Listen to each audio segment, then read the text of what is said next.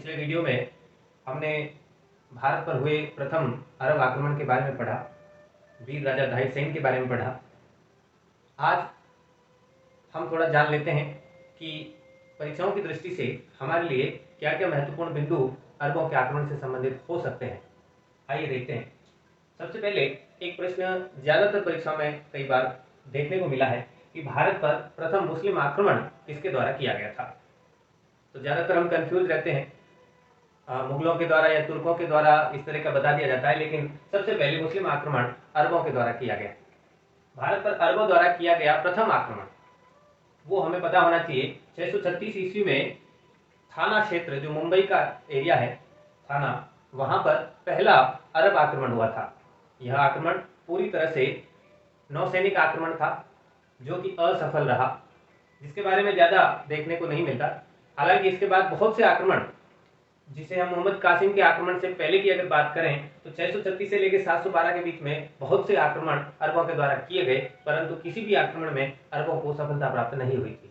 636 के बाद 644 में, 664 में, 669 में ये कुछ प्रमुख असफल अभियान रहे अरबों के। एक जगह ऐसा भी पढ़ने को मिलता है कि अरबों के द्वारा 13 आक्रमण मोहम्मद बिन कासिम से पूर्व किए गए थे, जो सारे असफल रहे थे। यह हमारे भारतीय राजाओं की महानता रही, परंतु हमारे इतिहास की किताबों में यह सब हमें देखने को नहीं मिलता।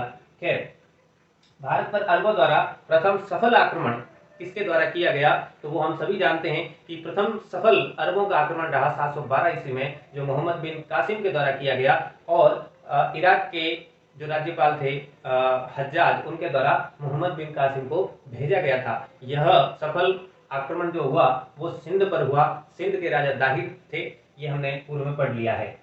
सिंध पर आक्रमण का विवरण हमें किस कृति में मिलता है, तो ये साथियों याद रखना कि चचनामा नाम की एक कृति है, जिसमें हमें सिंध पर हुए पूरे आक्रमण का वृत्तांत मिलता है। इस चचनामा पुस्तक के लेखक के बारे में आज भी विवाद है।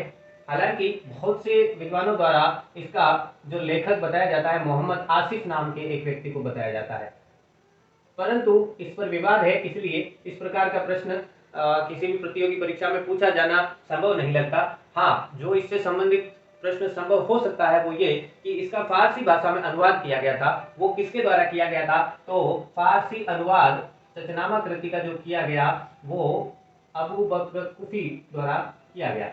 जी, अबू बकर कुफी,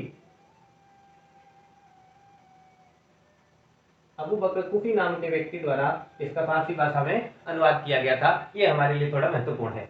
अब जानते हैं रावल का युद्ध। रावल का युद्ध राजा दाहिर सेन और मोहम्मद बिन कासिम के बीच में लड़ा गया। हमारे राजा दाहिर सेन की मृत्यु 20 जून 712 ईस्वी में होती है। तो युद्ध 712 ईस्वी में होता है, लेकिन एक तरह से निर्णायक पराजय राजा दाहिर की मृत्यु के लगभग हो जाती है, इसलिए 20 जून 712 ईस्वी माना जाता है कि रावल का युद्ध हुआ और कासिम और राजा दाहिर के मध्य हुआ, और इसका परिणाम ये रहा कि कासिम उसके अंदर विजयी होता है।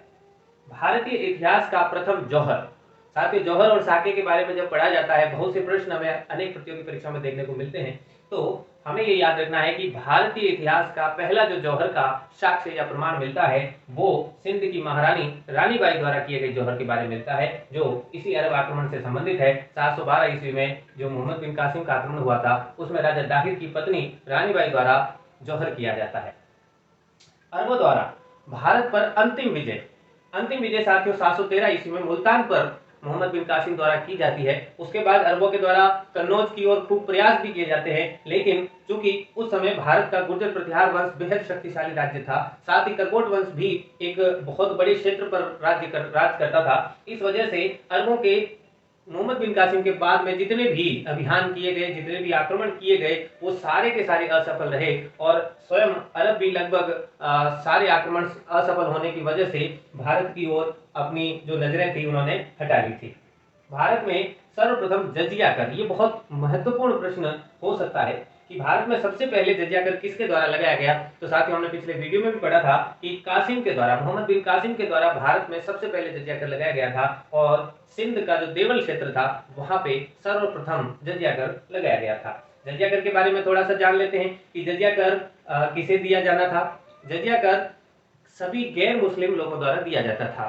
और यह एक सुरक्षात्मक कर माना जाता है। इसमें 5 प्रकार के लोगों को छोड़ा गया था। उनमें महिला थी, बुजुर्ग थे, दिव्यांग थे, बच्चे थे और ब्राह्मण थे। तो पांच लोगों को इस जजिया कर से कासिम ने मुक्त रखा था। बाकी सभी से जो गैर मुस्लिम थे उनसे जजिया कर वसूला जाता था। आगे देखते हैं साथियों, सर्वप्रथम हिंदू शब्द का प्रयोग किसके द्वारा किया गया? तो ये अरब लोग ही थे। इतिहास में ऐसा बताया जाता है कि अरबों के द्वारा ही सबसे पहले हिंदू शब्द का प्रयोग किया गया। भारत में खजूर की खेती और ऊंट पालन, ऐसा माना जाता है कि अरबों के माध्यम से ही भारत में खजूर की खेती का प्रचलन होना शुरू हुआ और ऊंट पालन भी। अरबों द्वारा ले जाए गए 2 महत्वपूर्ण भारतीय ग्रंथ। मोहम्मद बिन कासिम ने भारत के सिंध प्रांत को जीतने के बाद में कुछ चीजें अरबों के द्वारा भारत से ले जाई गई। उसके अंदर 2 ग्रंथ बेहद महत्वपूर्ण थे और इन 2 ग्रंथों के माध्यम से ही अरब क्षेत्र में गणित और ज्योतिष और खगोल शास्त्र की विद्या प्रारंभ हुई।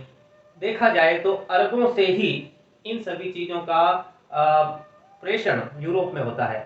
तो साथियों, अरब में अगर गणित, ज्योतिष और खगोल शास्त्र का प्रचलन हुआ है तो उसकी वजह रही हमारे भारत से ले जाए गए ये 2 ग्रंथ, जो बेहद महत्वपूर्ण है। अरबों के द्वारा अपने पुस्तकों में, अपने ग्रंथों में आज भी ये माना जाता है कि ज्योतिष, खगोल और गणित भारत की देन है अरबों को। तो 2 जो मुख्य ग्रंथ रहे जो ले जाए गए थे वो ब्रह्मगुप्त द्वारा लिखे गए थे। उसमें एक था ब्रह्म स्फुट सिद्धांत जो कि गणित का ग्रंथ था, दूसरा खंड खाद्यक नाम का ग्रंथ था जो ज्योतिष और खगोल शास्त्र से संबंधित था। ये अरबों के द्वारा ले जाया गया था। अच्छा, एक और इम्पोर्टेंट चीज इसके साथियों इसके अंदर हमें जाननी चाहिए कि एक तो ये ब्रह्मगुप्त द्वारा लिखे गए थे, दूसरी बात वहां ले जाने के बाद इनका अनुवाद किया गया और इसका अनुवाद अरबी और फारसी में करने वाले जो थे उनका नाम था अबू हजारी, सॉरी अल हजारी अथवा अल फजारी भी कहा जाता है। तो अल हजारी नाम के व्यक्ति द्वारा इन दोनों ग्रंथों का अनुवाद भी किया गया था। हमारी एक बेहद प्रचलित और लोकप्रिय रचना है विष्णु शर्मा की पंचतंत्र। तो साथियों, पंचतंत्र का अरबी भाषा में अनुवाद किया गया था। ये हमें पढ़ने को भी मिलता है। अरबी व्यक्ति कलीला उल दिमन्ना, या कलीला दमन्ना ऐसा कुछ नाम हमने कई बार पढ़ा है। तो कलीला उल दिमन्ना नाम के व्यक्ति द्वारा हमारी पंचतंत्र का अरबी भाषा में अनुवाद किया गया था। अब व्यापारी अरबों का भारत में स्थायी निवास कहां पर हुआ? सर्वप्रथम अरब व्यापार के लिए ही भारत में आते हैं। 636 ईस्वी में आक्रमण जरूर वो करते हैं, लेकिन 634 ईस्वी में अरबों का भारत से संपर्क हो जाता है। समुद्री रास्ते से हमारे भारत का जो प्रायद्वीपीय क्षेत्र है वहां से इनका व्यापार शुरू हो जाता है। तो वहां का जो हमारा मालाबार क्षेत्र है, मालाबार क्षेत्र में अरब लोग निवास करने लगते हैं। साथियों, जब बाद में जब 1921 में आते आते जब खलीफा का पद समाप्त होता है और खिलाफत आंदोलन खड़ा होता है, उस समय हम मालाबार में एक खिलाफत आंदोलन होता है उसके बारे में जरूर पढ़ते हैं। तो साथियों, वहां पर जो खिलाफत आंदोलन में हिस्सा लिया गया, जो खिलाफत आंदोलन चलाया गया 1921 में मालाबार में, वो इन्हीं अरब मुस्लिमों के द्वारा किया गया था।